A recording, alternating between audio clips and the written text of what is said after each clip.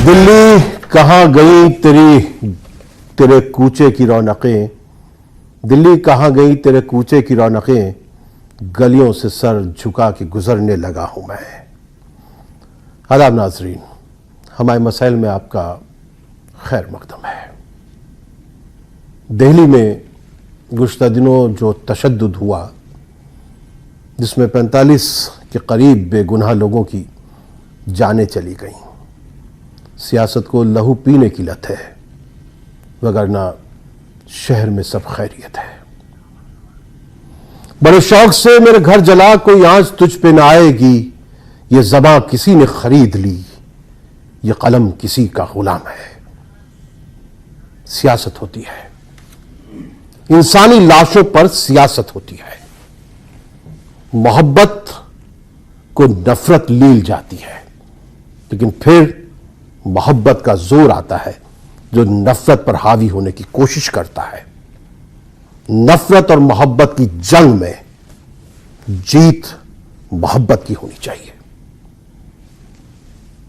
ये जो लोग आग और खून की होली खेलने आए थे होली से पहले, वो बाहर के थे, कहा यह जा रहा है। जो लोग अपनों को बचाने के लिए आगे आए, वो अपने थे, पड़ोस के थे, करीब के थे। ये एक भीड़ थी, अगर उस भीड़ पर मोहब्बत हावी आ जाती तो इतना नहीं हो पाता। जब जब सियासत कमजोर पड़ती है, वो इंसानी लाशों पर तैरने की कोशिश करती है। हम इंसानों को इस तरह की नफरत का मुकाबला करना आना चाहिए। नफरत का मुकाबला मोहब्बत से करना चाहिए। ये जो कुछ तशद्दुद हुआ, उस दौरान हमने देखा कि बहुत से लोगों ने अपने तमाम खौफ को किनारे लगाकर नफरत का मुकाबला किया, अपने घरों के दरवाजे खोले। तमाम मुखालफतों के बावजूद उन्होंने उन लोगों को बचाया जो उनके मुताबिक इंसान थे। वो हिंदू और मुसलमान नहीं थे, हम सब इंसान हैं। एक जैसा ही दर्द है हमारा, एक जैसी चोट लगती है, एक जैसा ही खून हमारे निकलता है। हमें यह सोचना होगा कि क्यों हमारे दरमियान कुछ भेड़िए आ जाते हैं और हमें नोच कर चले जाते हैं। आज हम नफरत के इस दौर में मोहब्बत की बात करेंगे, क्योंकि जो नफरत कर रहे हैं उनसे पूछो, मोहब्बत में कोई नुकसान है क्या? और आज दिल्ली के तशद्दुद के हवाले से हम नफरत और मोहब्बत की बात करेंगे। और हमारे दरमियान यहां स्टूडियो में 3 अहम शख्सियात मौजूद हैं। इसके अलावा मुल्क से भी हमारे साथ कुछ लोग जुड़ रहे हैं, उनसे भी आपका तारुफ करा दूं। पहले मैं तारुफ कराता हूं, हमारे दरमियान हमारे स्टूडियो में मौजूद हैं यासिर जिलानी साहब, जो भारतीय जनता पार्टी के तर्जुमान हैं यहां पर, लेकिन मैं चाहूंगा कि वो हिंदुस्तान की तर्जुमानी करें। हमारे साथ यहां पर सलमान निजामी साहब मौजूद हैं, जो कांग्रेस रहनुमा है, लेकिन मैं चाहता हूं कि ये आवाम के रहनुमा बने। हमारे दरमियान कलीम हफीज साहब हैं, ये आम आदमी पार्टी की तरफ से बोलते भी रहे, उनके हामी भी रहे, लेकिन मैं चाहता हूं कि ये आम आदमी के आज यहां रहनुमा बने। हमारे दरमियान पटना से जुड़ रहे हैं खालिद अनवर साहब, जो जनता दल यूनाइटेड के एमएलसी तो हैं, लेकिन उनका दिल्ली से जो ताल्लुक है वो बहुत मजबूत है। मैं चाहता हूं कि वो दिल्ली के एक सहाफी की हैसियत से आज मेरे साथ जुड़े। हमारे साथ मौजूद है यहां पर लखनऊ से राजेश राय साहब हैं, साबिक आईपीएस है, पुलिस से इनका जुड़ाव रहा है, लेकिन मैं चाहता हूं कि आज ये आवाम के साथ जुड़कर बात करें। हमारे साथ दिल्ली से यहां से सिख लीडर तरसेम सिंह खालसा साहब जुड़ रहे हैं। मैं उनका भी यहां पर खैर मकदम करता हूं और चाहता हूं कि वो पूरे मुल्क की, पूरे आवाम की, पूरी इंसानियत की यहां पर रहनुमाई करें, एक मोहब्बत के उस मजहब की जानिब से जिसने हिंदू और मुसलमान की इस आग में जाकर लोगों की जो है मदद की है। और सबसे पहले मैं शुरुआत इसीलिए करूंगा तरसेम सिंह खालसा साहब से। तरसेम सिंह जी, गुरु नानक देव जी ने कहा है, अव्वल अल्लाह नूर पाया कुदरत दे सब बंदे, एक नूर तो सब जग उपजिया कौन पले को मंदे। मैं यहीं से शुरुआत करना चाहता हूं, इंसानियत का पैगाम मैं चाहता हूं कि आज आप दें यहां से। तरसेम सिंह जी, गुरु नानक साहब जी ने उस समय ये संदेश दिया पूरी मानवता को, जिस समय ऐसे ही जैसे आजकल नफ़रत का बाज़ार गर्म है, गुरु नानक साहब महाराज जी ने ये संदेश पूरी मानव जाति को दिया कि अव्वल अल्लाह नूर उपाया, कुदरत के सब बंदे, एक नूर ते सब जग उपजया, कौन बड़े को मंदे। गुरु नानक साहब महाराज जी ने पूरी मानव जाति नू एक परमात्मा की, एक अल्लाह की, एक खुदा की संतान कहकर संबोधन किया। और वास्तव में गुरु नानक साहब जी ने वक्-वक् जातियों, वक्-वक् फ़िरकों, वक्-वक् इलाकों में जाकर जो भ्रातृभाव था, जो भाईचारा था, उसको कायम करने की ज़रूरत की। और विशेष तौर पे हमारे इस मुल्क में इस चीज़ की शुरू से ही ज़्यादा ज़रूरत रही है। मैं समझता हूँ कि गुरु नानक साहब जी का ये संदेश पूरे भारतीय समाज को नहीं बल्कि पूरे विश्व के में जाना चाहिए और इसके ऊपर अमल करना चाहिए। ये जो घटनाएं वापरी है, मैं ये समझता हूँ कि ये बहुत नहायत अफसोसनाक, निंदनीय घटनाएं हैं और मानवता का कत्ल है। जब कुछ चंद मिनटों में, कुछ घंटों में जो हंसदे वसदे परिवार थे वो बिल्कुल ज़मीन पे आ गए और उनका सब कुछ लुट गया। इतने अफसोस की बात है, इतने दुख की बात है, दिल रोता है जब खबरों में सुनते हैं कि छोटे छोटे बच्चे जिनको घरों में जला दिया गया, बुज़ुर्ग 80-80 साल के औरतें जो सीढ़ियाँ नहीं चढ़ सकती थी, जो चल फिर नहीं सकती थी, उनको आग में जला दिया गया। मैं समझता हूँ कि ये जो दंगाई थे, इनके दिल में शायद वो खुदा ने को दिल नहीं डाला हुआ और ये एक हैवान बनकर इन्होंने 2-3 दिन जो दिल्ली को शर्मसार किया है, इसका हमारे पूरे सिख समाज को गहरा सदमा है।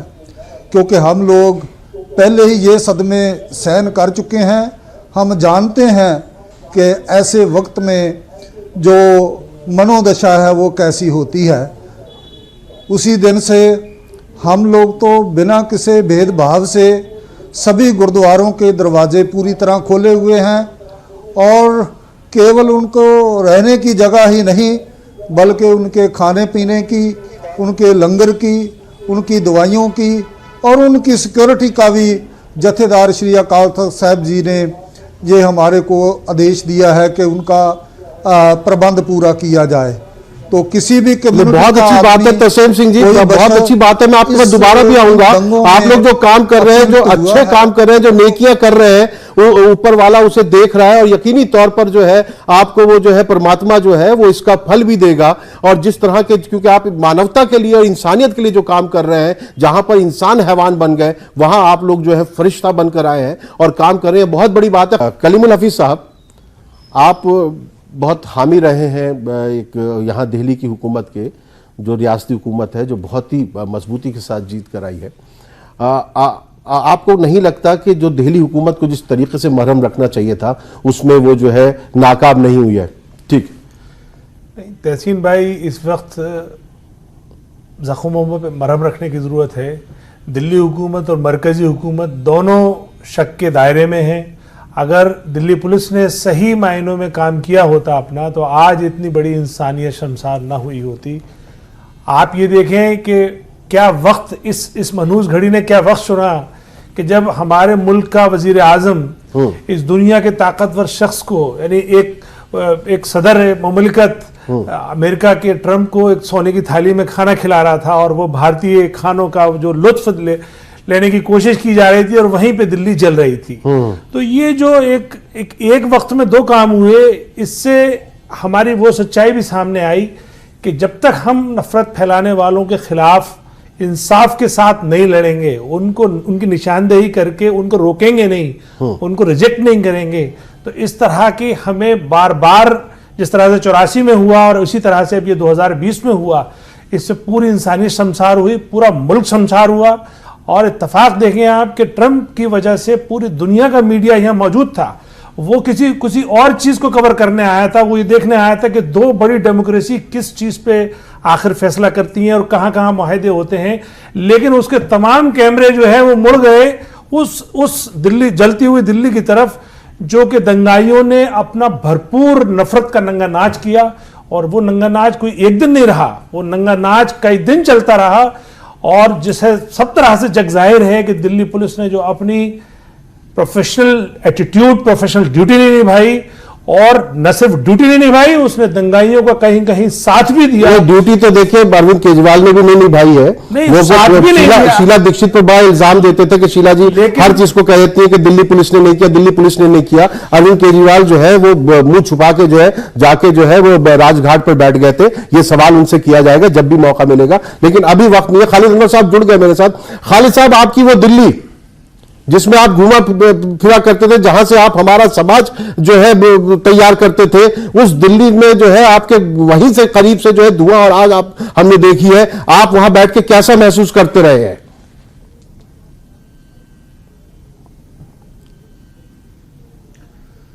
देखिए, ये यकीन नहीं आ रहा है कि वही दिल्ली, वही मीर की दिल्ली, वही गालिब की दिल्ली, वही दिल्ली जिसमें मीर खुसरू रहा करते थे, उस दिल्ली में इस तरह की आग लगी। 84 के बाद जो आग लगी है, इस तरह की आग नहीं लगनी चाहिए थी। और जिन लोगों ने भी आग लगाया है, उन लोगों ने इंसानियत के ऊपर जुल्म किया है। इसमें पॉलिटिक्स बिल्कुल नहीं होनी चाहिए, चाहे जिस पॉलिटिकल पार्टी के लोग हों। उन लोगों ने इंसानियत के साथ खिलवाड़ किया है, बच्चों के साथ जुल्म, औरतों के साथ जुल्म, घरों को जलाना। ये कहाँ की बात है? माने किस तरह कहाँ हम जी रहे हैं? ये लोगों को, ऐसे लोगों से सवाल करना चाहिए कि आखिर इस दिल्ली को, जो खूबसूरत दिल्ली थी, उसको किसने उजाड़ने का काम किया और क्यों ऐसा किया गया।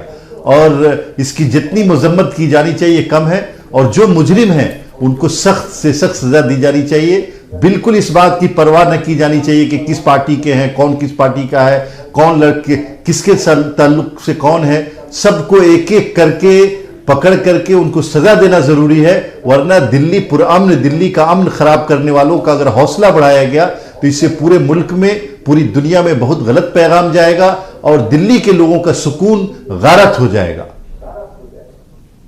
आप तो एनडीए का हिस्सा हैं, तो ऐसे में आपको क्या महसूस हो रहा है कि किस तरीके से आपके नेता नीतीश कुमार दबाव बना सकते हैं ताकि उन जहरीली जबानों के खिलाफ कार्रवाई हो सके जिनके खिलाफ अब तक कोई कार्रवाई नहीं हुई है?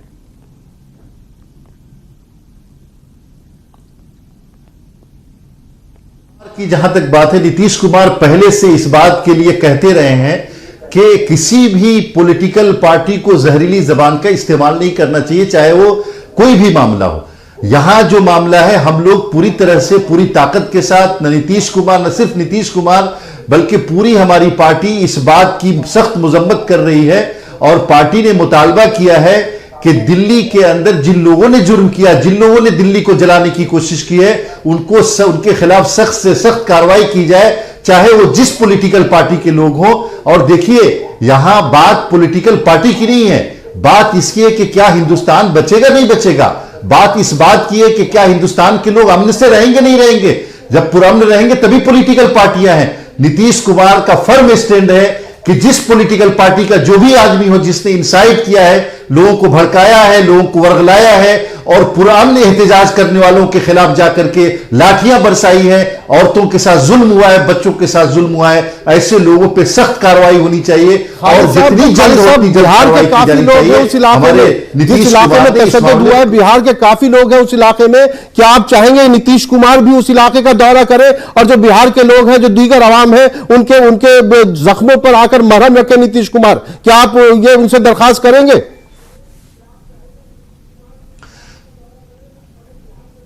देखिए तहसील साहब, बिहार के लोग आए हैं, कई जख्मी लोग भी यहां लौट करके आए हैं।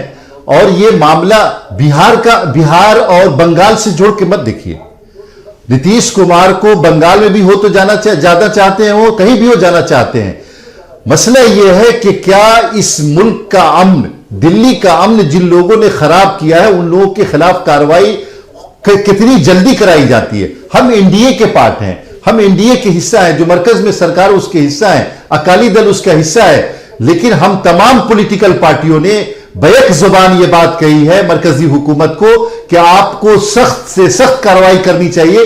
और जिन लोगों ने भी इसमें कोताही की है, जिन अफसरान ने कोताही की है, जिन पुलिस वालों ने अगर कोताही की, अगर यह साबित होता है कि उन लोगों ने कोताही की है, उनके खिलाफ भी कार्रवाई आपको करनी पड़ेगी। मरकजी हुकूमत को और मरकजी वजीर दाखिला को उनके खिलाफ कार्रवाई करनी पड़ेगी, यह साबित होने पर कि जिन लोगों ने इसके अंदर कोताही बरती है। नीतीश कुमार इस मामले में बिल्कुल फर्म है और वो अपना काम कर रहे हैं। चलिए हम यकीन मान के चलते हैं कि ये दबाव काम आएगा। मैं इससे पहले कि यासिर साहब के पास आऊं, मैं सलमान निजामी साहब आपको भी शामिल कर लेता हूं। मुझे सलमान निजामी साहब, ये जिस तरह की बात हुई है, जिस तरह का तशद्दुद हुआ है, जिस तरह का ये वक्त बीता है दिल्ली के ऊपर, उसको लेकर क्या कांग्रेस को कुछ उसमें ऐसा महसूस हो रहा है कि देखिए हमें जो है वोट नहीं दिया गया तो ये हालात हो गए? देखिए तहसीन साहब, आपने शुरुआत में बहुत अच्छी बात की और मेरे दिल को वो छू गई कि आपने कहा कि जो फसाद हुआ उसमें दोनों तरफ से जो है लोग पिसे। अगर आप ग्राउंड में जाएंगे, अभी आपसे इस प्रोग्राम से पहले भी बात हो रही थी कि दोनों लोगों ने, चाहे वो हिंदू हो चाहे मुसलमान हो, वो सफर कर रहा है। और वायलेंस जो है, जो फसाद होता है, वो कैसे शुरू होता है? हेट स्पीच से। ये कांग्रेस और भाजपा इलेक्शन कोई हारता है कोई जीतता है, आज मोदी जी हैं कल राहुल जी होंगे, ये तो डेमोक्रेसी है, किसी की हार होती है। लेकिन आप इस हद तक गिर जाएं कि आप देखिए, आज बीएसएफ का जो जवान था, आज उसके घर को जलाया गया और उसको कहा गया कि तू पाकिस्तानी है, तू कागज जो है, जो बोल मैं शब्द भी इस्तेमाल नहीं करना चाहता। तो बीएसएफ का फौजी जो सीमा पे लड़ता है, आज उसका घर जलाया गया है। तो आप क्या मैसेज दे रहे हैं पूरे मुल्क को या दुनिया को, क्या मैसेज दे रहे हैं?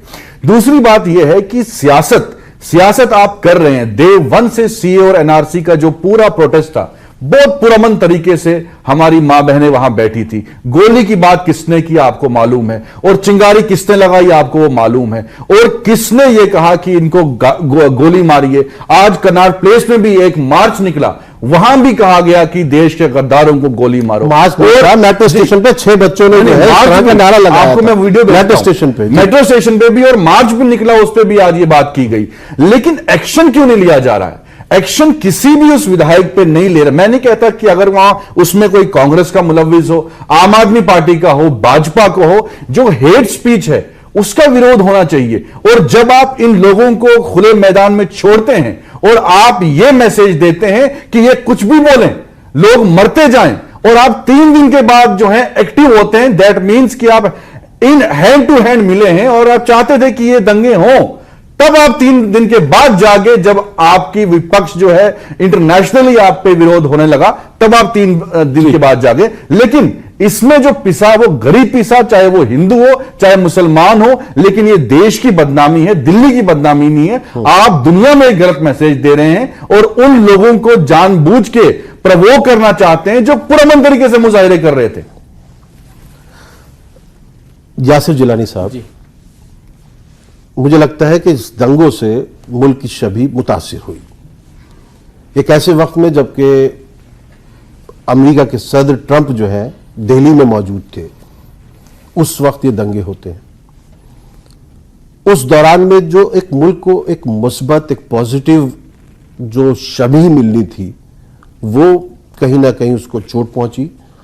सदर ट्रंप को भी उससे चोट पहुंची और नरेंद्र मोदी साहब को भी उससे चोट पहुंची है, क्योंकि ये जो है पूरे बैनुल-अक़वामी बिरादरी की नज़र जो थी हिंदुस्तान के ऊपर थी। हम ये मानते हैं कि जब अमेरिकी सदर कहीं पर भी होते हैं तो जो इंटेलिजेंस होती है वो बहुत स्ट्रांग होती है। तमाम सैटेलाइट्स का, तमाम टेक्निकल सर्विलेंस का रुख जो है वो इस इलाके की तरफ मोड़ दिया गया होगा। एक एक जो जहां पे भी, जिस पे भी शक हो रहा होगा, जिस फोन लाइन पे शक हो रहा होगा, जहां पे भी, उस पर जो है नजर रखी गई होगी। या तो इंटेलिजेंस का फेलियर हुआ है, या किसी ने कहीं ना कहीं बीच में कोई ऐसी साजिश रची है कि आला जो हुक्मरान है उन तक बात नहीं पहुंच पाई और फिर खेल खेल दिया गया, या फिर ये जो है जानबूझकर हुआ है। यकीनी तौर पर आपकी पार्टी को और आपको जो है इसका बहुत नुकसान हुआ है। क्या ये बात समझ में आई है आप लोगों को? देखिए, आज हक की बात करूंगा, इंसाफ की बात करूंगा और इंसानियत की बात करूंगा। सबसे पहले मैं रतनलाल जी जो कांस्टेबल हैं, जो शहीद हुए हैं, उनको नमन करूंगा, श्रद्धांजलि दूंगा। अंकित शर्मा जो मारे गए हैं उनको श्रद्धांजलि दूंगा, और जो 43 इंक्लूडेड दोनों हमारे जो जाबाज ऑफिसर हैं, उनके साथ जो इस दुनिया से चले गए उनको खराजे अकीदत पेश करूंगा, जो इस तशद्दुद के ज़ेर नज़र हो गए, इस नफ़रत के ज़ेर नज़र हो गए। और यकीन मानिए कि दिल्ली को किसी न किसी की ऐसी नज़र लग गई। हमारी दिल्ली ऐसी कभी नहीं रही है, दिल्ली का इतिहास रहा है, दिल्ली ने सबको अपने अंदर समाहित किया है, सबको लिया है। 1000 साल से अगर आप दिल्ली का इतिहास देखेंगे तो दिल्ली ने सबको अपने अंदर जज्ब किया है, दिल्ली का इतना बड़ा दिल रहा है। लेकिन जो पिछले 3 से 4 दिन में हुआ, वाकई वो एक तरीके से हमारे ऊपर काला अध्याय, काला धब्बा है। अब क्योंकि मैं आज बिल्कुल डिफरेंट तरीके से बात करने के मूड में हूं, बट आपका सवाल है, मैं आपके साथ डिबेट में हूं, तो मुझे डिबेट का भी जवाब देना है। यकीन मानिए आप कि इंटेलिजेंस भी काम कर रही थी, सारे अफसरान भी लगे हुए थे, सब कुछ बिल्कुल प्रॉपर तरीके से चल रहा था। लेकिन आपको थोड़ा सा एक अलग पहलू भी देखना होगा। कंस्टेंट प्रोवोकिंग हो रही है पिछले 80 दिनों से दिल्ली के अंदर, किसी ना किसी इलाके में अनरेस्ट की स्थिति है। मौजपुर में भी जो लोग बैठ के एहतजाज कर रहे थे 25-26 दिनों से कर रहे थे। लेकिन 3 दिन पहले भीम आर्मी का एक नेता, जिसको आज के डेट में हमारे माशरे के, मुझे कहने में कोई गुरेज नहीं है, मुस्लिम माशरे के जो बड़े बड़े लोग हैं उसको मसीहा मानने लगे, उसने सडनली एक कॉल देता है बंद की, और उसमें वहां औरतें पहुंचती। यकीन मानिए तहसीन साहब, वहां के लोकल लोगों के फोन और मैसेज 1000 से ज्यादा मेरे पास है, मैं दिखाना नहीं चाहूंगा। मैं भी उसी दिन 3 बजे रात वहां पहुंचा था। वो कहते हैं कि हमारे यहां की औरतें नहीं थी, औरतें कहां की थी जिन्होंने आके माहौल को खराब किया। आप किसी को, आप उनके सब्र को, आप उनके तमाम वो चीजें जो 80 दिन से वो देख रहे हैं, उसको आप कहीं ना कहीं पिंच कर रहे थे, उन्हें प्रोवोक कर रहे थे, उन्हें आप पोक करने की कोशिश कर रहे थे, आप उन्हें धमकाने की कोशिश कर रहे थे, अगर मेरा सही अल्फाज है। उसके बाद आप देखिए कि लोग बड़ी बड़ी बात कर रहे हैं। हम यकीन मानिए कि हम लोग जितनी मजम्मत और जो हेट मॉन्गर्स हैं, जो भी है, यकीन मानिए कि ये 84 वाला मामला नहीं, इसमें कोई बख्शा नहीं जाएगा, कोई बचेगा नहीं, क्योंकि एविडेंस हैं, सीसीटीवी के एविडेंस हैं, तमाम कैमरों पे हैं, मोबाइल पे हैं। धीरे धीरे जैसे ही ये केस सारा विवेचना में आएगा, कोर्ट तक पहुंचेगा, सारे मसले और आ रहे हैं जिस तरीके से जेएनयू में भी सीसीटीवी था, आज तक कोई कार्रवाई नहीं हुई। अब मैं आपको बता दूं, एक 10 सेकंड सुन लीजिए। सबने भारतीय जनता पार्टी के तमाम लीडर पे, तमाम लोगों पे सवाल उठा रहे हैं। मैं पिछले 3-4 दिन से देख रहा हूं, उस ताहिर हुसैन पे कोई सवाल नहीं उठाएगा जिसके घर पे जखीरा मिला है बॉम्ब का, पेट्रोल बॉम्ब का, तमाम जो चीजें हैं, उसके छत पे 200 से 250 लोग खड़े होके सामने से मार रहे हैं लोगों को, वो नहीं दिखाई दे रहा है। उसने तमाम जो साजिश रची है, और उस आम आदमी पार्टी का एक बड़ा नेता संजय सिंह जो कॉन्फ्रेंस करता है उससे तमाम ड्यूरिंग इस दंगे के, और ये मैं नहीं कह रहा हूं, आप ही जैसे मीडिया के बड़े सहाफियों ने आम आदमी पार्टी से भी निकाला, लेकिन आपकी तरफ से प्रवेश वर्मा, कपिल मिश्रा, अनुराग ठाकुर के खिलाफ कोई कार्रवाई नहीं हुई है। मैंने देखिए, मैंने जज को अंदर जज को आप पढ़े लिखे आदमी करने के लिए, वो पढ़े लिखे सुप्रीम कोर्ट कॉलेजियम का एक पूरा का पूरा प्रोसीजर होता है, जिसमें 12 तारीख को उनका मामला है। इस तरीके से हंसेंगे तो आप अपने आप पे हंस रहे हैं और मुसलमानों पे हंस रहे हैं, क्योंकि समझ सकते हैं। शामिल कर लें दीजिए, क्योंकि मुझे ब्रेक पे जाना है, उसके बाद राजेश राय जी को मैं शामिल कर लूं, क्योंकि खालिद उमर साहब फिर हमारे साथ नहीं रहेंगे। राजेश राय साहब, आप तो साबिक आईपीएस हैं, आपको क्या लगता है दिल्ली में कहां चूक हो गई है?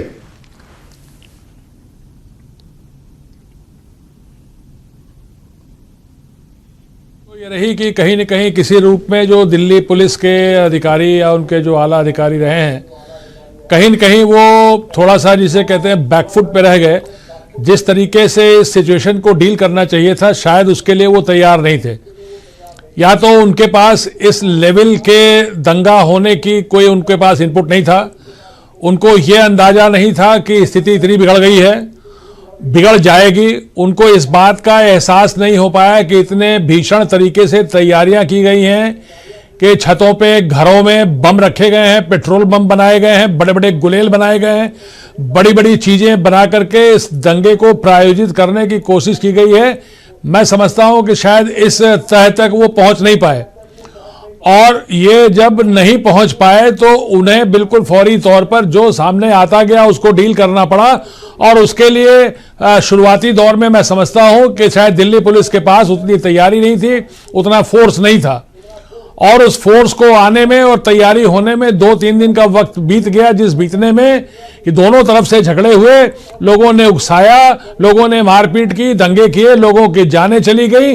और जब यह है कि पर्याप्त फोर्स आ गया, दंगा तो जब शुरू होता है तो खत्म होता ही है, बवाल होता है तो खत्म होता है। मैं ऐसा करता हूं कि यहां पे एक ब्रेक ले लेता हूं, ब्रेक के बाद लौट कर आते हैं, इसी बात को जारी रखेंगे।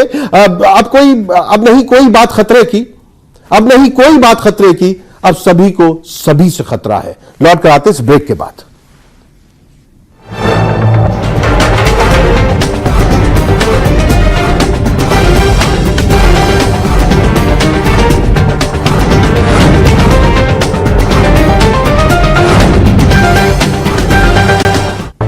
कैसा अजीब शोर है बस्ती में आजकल, हर घर से आ रही है सदा, जागते रहो जागते रहो। जब जब नफरत बढ़े हमें जागना पड़ेगा। तरसेम सिंह जी, मैं आपसे पूछना चाहता हूं कि इस वक्त जो वहां के हालात हैं, आप लोग तो इस दौर को देख चुके हैं जब तबाही और बर्बादी मुकद्दर बन जाती है, तो अब उसके बाद किस तरीके से जिंदगी की गाड़ी खींची जाए। साईं बुल्ले शाह ने कहा है, चल बुलिया चल उत्थे चलिए जिथे सारे अन्ने, ना कोई साडी जात पिछाणे ना कोई सानू मन्ने। तो जब हम यहां पर बैठे हुए हैं तो अब हमें देखना है कि ये जो जिंदगियां उजड़ गई हैं इनको किस तरह बसाया जाए, किस तरह लोग एक दूसरे के काम आ सकते हैं। तरसेम सिंह जी।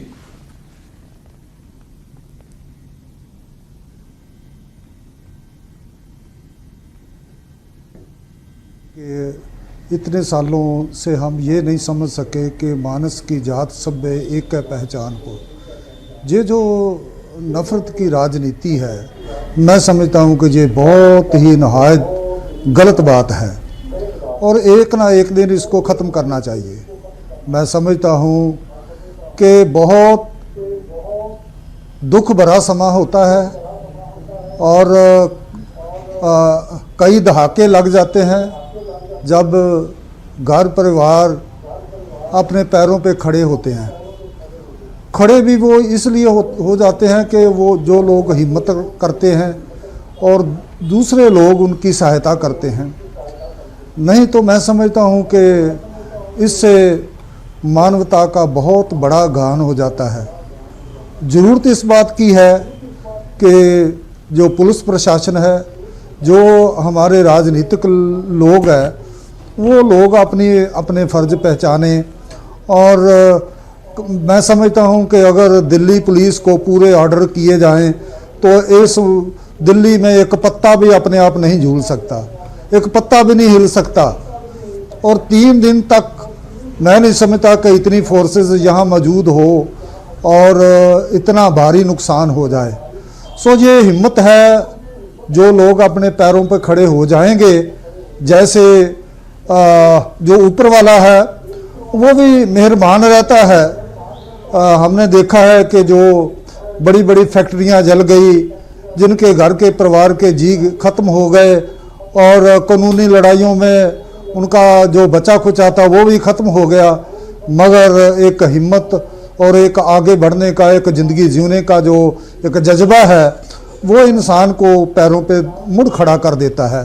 सो मैं तो यही कहना चाहूँगा कि सरकार की, ये दिल्ली गवर्नमेंट की भी जिम्मेदारी बनती है और केंद्र सरकार की भी जिम्मेदारी बनती है कि वो पीड़ित परिवारों की हर संभव सहायता करें और जितने दोषी लोग हैं और जो इस दंगे फसाद में शामिल हुए हैं उनको कड़ी से कड़ी सज़ा दें, ताकि आने वाले कहीं सालों में या फ्यूचर में कभी ऐसी वारदातें ना हो पाए।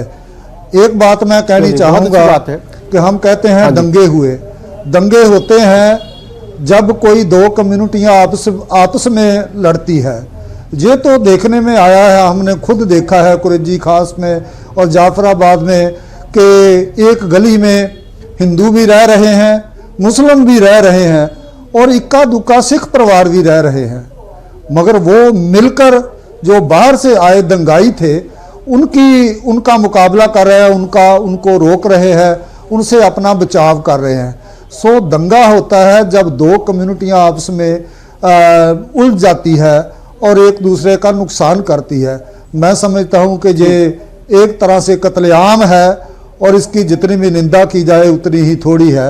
और बिल्कुल सही बात मैं है, अकाल बिल्कुल पुरख सही के बात चरणों है। तबाहियों के मंसूबे बनाए जाते हैं, तबाहियों के मंसूबे बनाए जाते हैं, फसाद होते नहीं है, कराए जाते हैं। कलीमुल हफीज साहब देखिए, जिस तरह की तबाही हो चुकी है, क्या अब आवाम की जो बहुत से लोग हैं जो आज अपने पैरों पे खड़े हैं, जिनके पास अल्लाह ने ऐसा दिया है कि वो इनकी मदद कर सकते हैं, तो क्या इस इमदाद को एक तरीके से कोऑर्डिनेट प्रॉपर्ली किया जाए ताकि जरूरतमंदों तक पहुंच सके ये, और कैसे ये काम हो?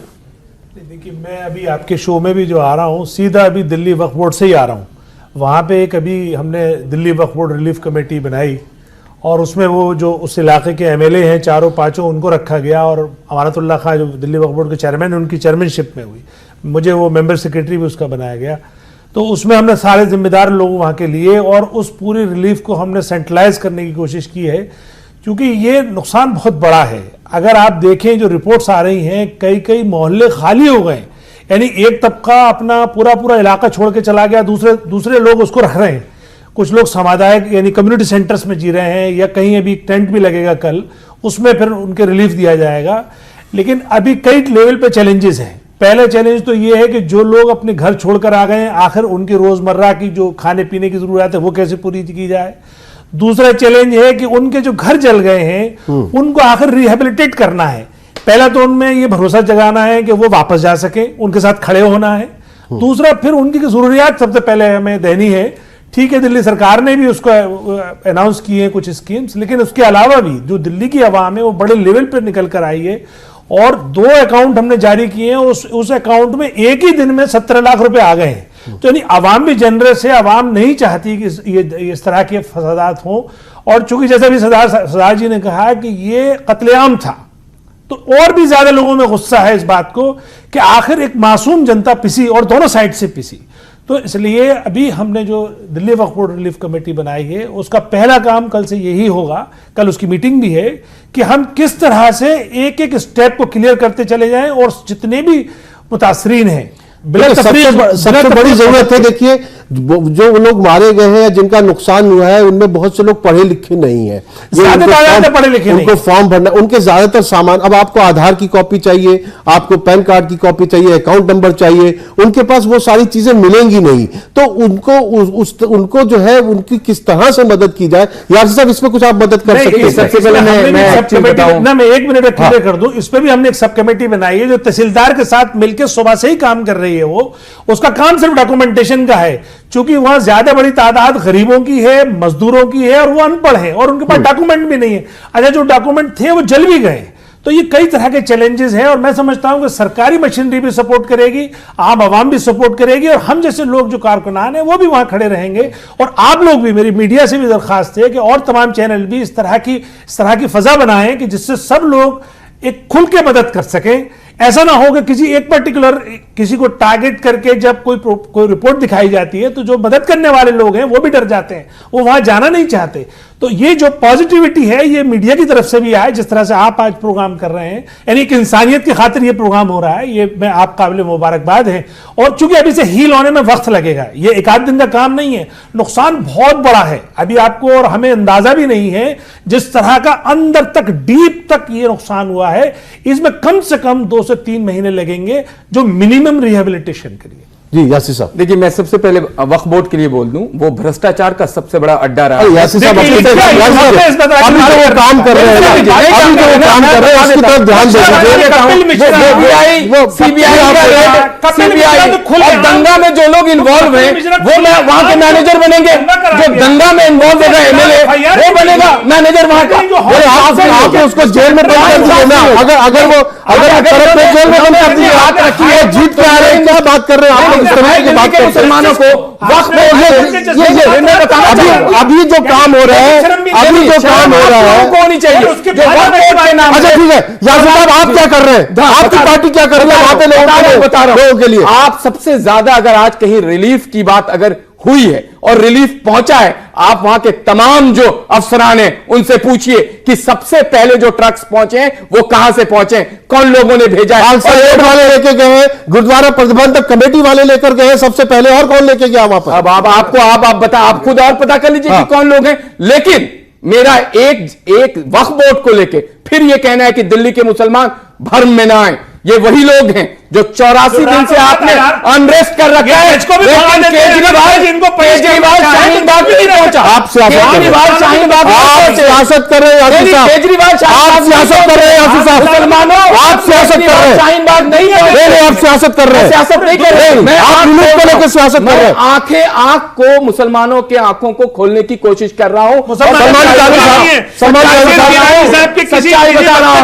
सच्चाई बता रहा हूं। मनीष सिसोदिया, देखिए मेरी गुजारिश ये है कि आप यहां बैठ के अपने किसी डिपार्टमेंट का प्रोपेगेंडा, वो भी उस डिपार्टमेंट का जिसपे सीबीआई के अंदर केस चल रहा था, आप उसको नहीं बताएं। आप कहिए कि इंडिविजुअल हमने क्या मदद करी, हमारी एनजीओ क्या मदद कर रही है। आप वक्फ बोर्ड के लिए अगर इस तरह की बात करेंगे, क्योंकि वक्फ बोर्ड बिल्कुल क्लियर नहीं है, वक्फ बोर्ड के लोगों पे और चेयरमैन पे भ्रष्टाचार के इल्जाम है, भ्ष्टाचार में वो जेल जाएंगे और बहुत जल्दी जाएंगे। वक्फ बोर्ड को रिलीफ करने की जो है इजाजत नहीं है। नहीं, आप उसका रिलीफ उठा के ले जाइए के पैसों रिलीफ उठा के ले जाइए। मिस्कीन के पैसों का इस्तेमाल बताइएगा लोगों को कि किस तरीके से कर रहे हैं। सलमान निजामी साहब, हमेशा से गलत हुआ है। सलमान निजामी साहब, मैंने इनके बीच में नहीं बोला, मुझे वहां अभी ये मशवरा कर रहे हैं कि कमेटी बनेगी, लेकिन ये बच्चे जामिया के बच्चे हैं, ये देखिए किस तरीके से लगे हुए हैं।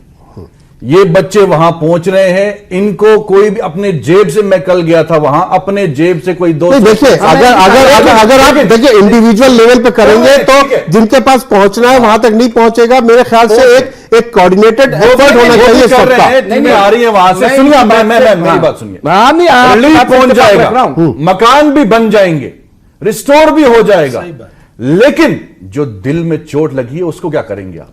वहां एक बच्चा पूछता है, वो कहता है कोई बात नहीं आपका घर बन जाएगा, लेकिन बच्चा कहता है क्या मेरा वालिद वापस आएगा? जो 40 लोग मर गए क्या वो वापस जिंदा होंगे? सोचने की बात है। आपने नफरत को ये माहौल क्रिएट क्यों किया? महल भी बन जाएंगे, घर भी बन जाएगा, राशन भी पहुंच जाएगा, लेकिन जो जहर फैला है इस मुल्क में उसको किस तरीके से रोकेंगे? तो आप कंपटीशन कर रहे हैं, इनने किया उनने किया, लेकिन जो नफरत इस देश में, राजेश राय साहब, आप तो साबिक आईपीएस हैं, आप सरकार में रहे, ब्यूरोक्रेसी का हिस्सा रहे हैं, यहां से जो लोगों की अगर इमदाद की जाए तो वो किस तरीके से हम जो है उनको इमदाद उन तक पहुंचा सकते? राजेश राय साहब,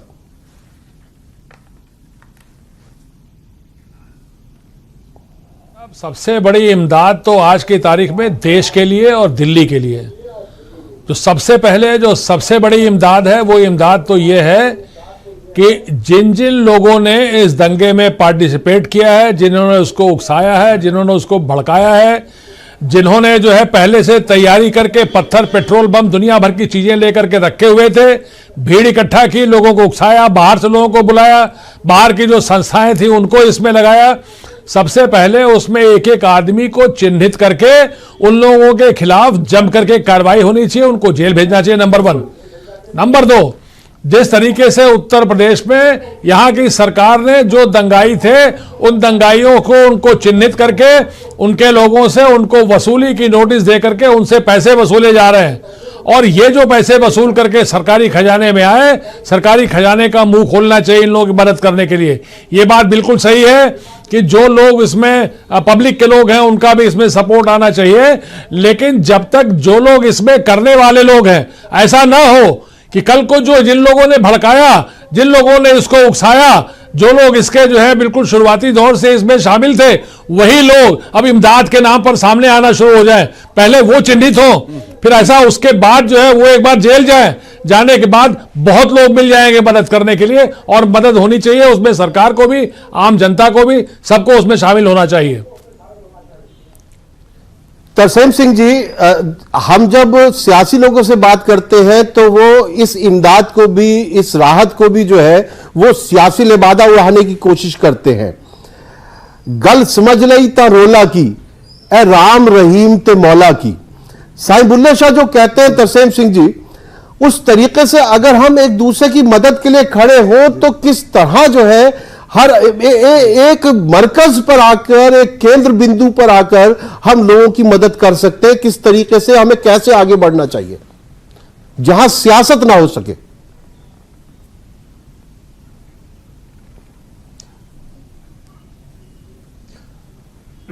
एक तो कोई कोऑर्डिनेशन आपस में होना चाहिए, और हम तो बिना किसी से कांटेक्ट किए और पब्लिक की सेवा करने में यकीन रखते हैं। और मैं तो ये कहूँगा कि दिलों से जो नफ़रत है उसके बीज निकालो, तभी शांति होगी और तभी हम अपने समाज के लिए, हम मानवता के लिए कोई काम कर सकते हैं। तो गुरुद्वारों की तरफ से और हमारे सिख समाज की तरफ से इस मुश्किल की घड़ी में अगर जो सहायता की ज़रूरत होगी वो हम देंगे। हम तो, हमारे लोग तो कपड़े, पहनने वाले कपड़े और घर में यूज़ करने वाले कपड़ों के कई ट्रक जो है वो इकट्ठे हो चुके हैं और वो भी हम भेजेंगे। हमारे वॉलंटियर जमुना पार के पूरे इलाके में जा रहे हैं। हम राजनीति में इतना इंटरेस्ट नहीं लेते और हम तो गरीब लोगों की सहायता करने में यकीन रखते हैं। प्रैक्टिकल फील्ड पे जाके ग्राउंड वर्क करने के लिए हम लोग जो है वो चाहते हैं। सो ये समय ऐसा है कि हम मिलजुल कर जो लोग पीड़ित हुए हैं, जिनका नुकसान हुआ है, उनकी थोड़ी बहुत जो सहायता है वो की जा सके। जो लोग दोषी पाए जाएं उनको सख्त सज़ा मिलनी चाहिए। और मैं इस बात से पूरी तरह इत्तेफाक रखता हूँ कि जिन लोगों ने 84 में भी देखा था, जो दोषी पाए जाते हैं उन्हें आज तक सजा नहीं मिली है। और आपको लगता है कि इन दंगों के जो भी दोषी हैं उनको भी सजा मिल जाएगी? 84 के वालों को तो आज तक नहीं मिल पाई है। ये ऐसा है कि जब ये दुरुस्त मिल जाती है खबर कि ये जो फसाद हुआ है इसके पीछे कोई राजनीतिक शक्ति काम करती है, तो उस सिलसिले में कभी भी किसी को इंसाफ नहीं मिला और ना मिल सकता है।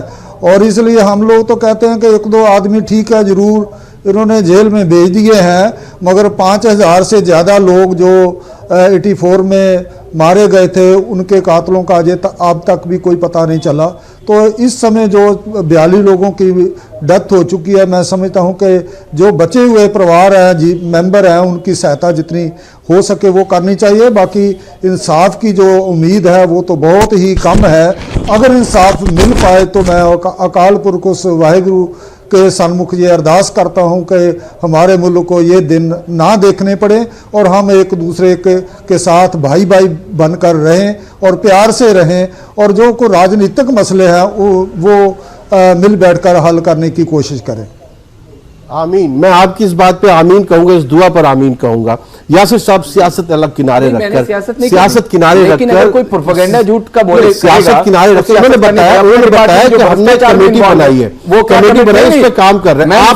मैं ये कह रहा हूं कि यासिर जिलानी, भारतीय जनता पार्टी को किनारे रख के यासिर जिलानी जो इस रिलीफ के लिए क्या कर रहा है? आप यकीन करें, क्योंकि मेरे मोबाइल, आप टेक्नोलॉजी का वक्त है, मोबाइल लोकेशन मेरी परसों की 3 बजे रात में देख लीजिए, कल की जो ट्रक्स 2 गए हैं। पहले हमारे वहाँ के सिक्योरिटी फोर्सेस ने कोशिश भी करी थी कि इंटर नहीं कराए, हम लोगों ने कराया। और मैं दिल्ली के लोगों को खास करके सबको ये कहूँगा, क्योंकि वहाँ दूध की ज़रूरत है, बिस्किट की ज़रूरत है, कंबल की ज़रूरत है, जो इस वक्त बेहद लोगों की ज़रूरत की ये चीज़ें हैं। आप किसी इस तरह की कमेटी जो अपने डिपार्टमेंट का प्रोपेगेंडा इन किसी चक्करों में नहीं पड़े, जो इंडिविजुअल है, मैं सलमान की भी बात को आगे बढ़ाऊंगा, लेकिन आप अपने इलाकों में कैंप लगाइए, आप अपने लोगों से कहिए। और जो मेरे दोस्त हिंदुस्तान और हिंदुस्तान के बाहर के मुल्कों में मुझे देख रहे हैं, मैंने उनसे सोशल मीडिया पे पहले दिन रिक्वेस्ट कर दी थी और उन लोगों ने तमाम बड़ा दिल अपना बड़ा करके मुझे कॉल भी किया है। अभी जैसे ही अगर आपकी जरूरत महसूस होगी, इंशाल्लाह मैं आपको बताऊंगा कि आपको करना क्या है, क्योंकि मैं चाहता हूं कि वहां के RWA से आपका राब्ता हो, वहां के जो लोग हैं, जो अमन कमेटी के लोग हैं, उनसे राब्ता हो, और आप डायरेक्ट अपनी मदद उन लोगों तक पहुंचाइए, और ये आपकी सबसे बड़ी मदद होगी। और जरूरत है, मैं आपके माध्यम से तहसीन भाई, न्यूज़ 18 उर्दू आपके बहुत बड़े व्यूअर्स हैं, उनसे मेरी गुजारिश है कि जो लोग भी देख रहे हैं डायरेक्ट अपनी इमदाद और मदद करें। कोई भी आदमी आपके पास अपनी राजनीति चमकाने के लिए आए, उसे रिजेक्ट करें। ये इंसानियत को संवारने और संभालने का वक्त है। सलमान निजामी साहब, जाती तौर पर आप क्या कर रहे हैं? देखिए, ज़ाती तौर पे आप देख रहे हैं, मैं तो हर चीज़ अपडेट कर रहा हूँ ट्विटर पे अपने, और हमारे लड़के जो हैं, चाहे ईदगाह वाले साइड हो, चाहे जामिया हो, हम उस वक्त कोई राजनीति से हट के जो भी इमदाद करना चाहते हैं। एक पॉइंट है जामिया का जो आप और यासिर जिलानी मिलके काम करेंगे? नहीं, बिल्कुल यासिर जगह मैं वेलकम करता हूँ, इनवाइट करता हूँ, जुड़िए, एक मैदान में आइए। वही लोग आपके हैं, वही लोग हमारे हैं। मैं तो कहता हूँ कलीम हफीज साहब, आप यासिर जिलानी के साथ मिलकर रिलीफ करेंगे? बिल्कुल, मैं तो दावत देता हूँ इनको। मैं तो कहता हूँ कि भाजपा के मंत्री को अलग खड़ा हूं, ये भाई है, कोई दुश्मनी नहीं है। पहले भी हमने कहा, शाहीन, एक मिनट, इन्होंने पहले भी हमने दावत दी, शाहीन बाग की माओं बहनों ने कहा कि हमारे पास आइए, हम आपके दुश्मन नहीं है, डायलॉग करिए, बातचीत करिए। कौन वहां बंदूक चला रहा था, कौन बम फोड़ रहा था? सलमान डायलॉग मसला ये है कि आप नफरत को खत्म करिए। सियासत में अगर हम फेल हो गए, आप कामयाब है, लोग डिसाइड करेंगे, आपको वोट देंगे। लेकिन जब आप हिंदू मुस्लिम करवाते हैं, वो बहुत खतरे। अच्छा, जब आप हेट मॉन्गर्स को सिलेक्ट करके एजेंडा बनाते हैं, तब मुझे हैरानी होती है। एजेंडा क्या है? ठीक है,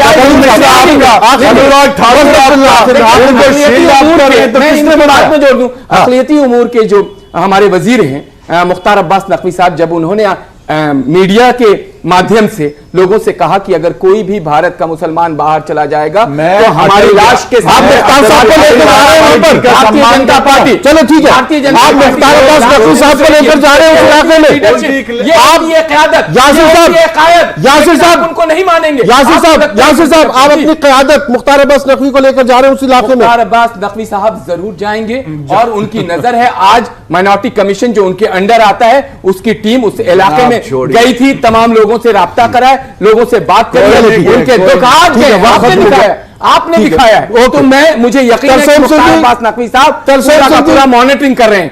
बस आखिरी बात कलीम साहब, जल्दी से आखिरी बात। देखिए, मेरी रिक्वेस्ट है यासिर जिलानी साहब से भी, सलमान निजामी साहब से भी, ये वक्त मदद का है, बहुत बड़ी मुसीबत है इंसानियत पे, आइए सब मिलकर मदद करें। और चूंकि उनको सबको उसी जगह रहना है। राजेश जी आखिरी बात, ठीक है राजेश जी आखिरी बात, जल्दी से, वक्त खत्म हो रहा है। राजेश जी आखिरी बात। जी राजेश जी।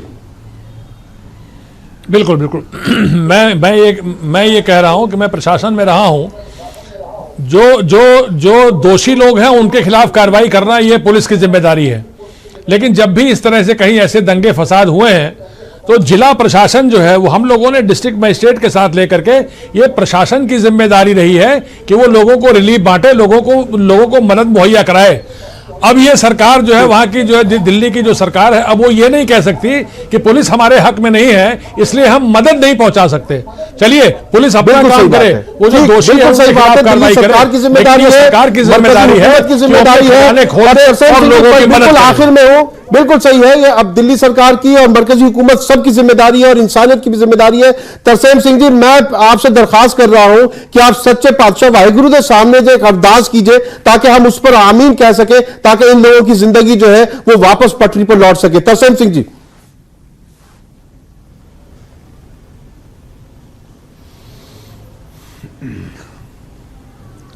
हम तो उस परवरदिगार से अरदास करते हैं कि हे वाहिगुरु, हे सच्चे पातशाह, इस मुल्क को जो इसके ऊपर मेहर भरा हाथ रखे, और कभी भी ऐसे दिन ना देखने पड़े जो 3-4 दिन लगातार इस दिल्ली में दंगा फसाद हुआ है। मैं अरदास करता हूँ कि हमारा पुलिस प्रशासन और हमारी केंद्र सरकार और दिल्ली सरकार मिलकर जो दोषी लोग हैं उनको कटहरे में खड़े करेंगे, और उम्मीद कर सकते हैं, करते हैं, होते हैं या नहीं होते ये अलग बात है, मगर जो दुखी लोग हैं, पीड़ित लोग हैं, उनकी सहायता दिल खोलकर सभी को आपसी मतभेद एक तरफ रखकर उनकी सहायता करनी, ये हमारा मानवता का कार्य है, हमारे मानवता का काम है।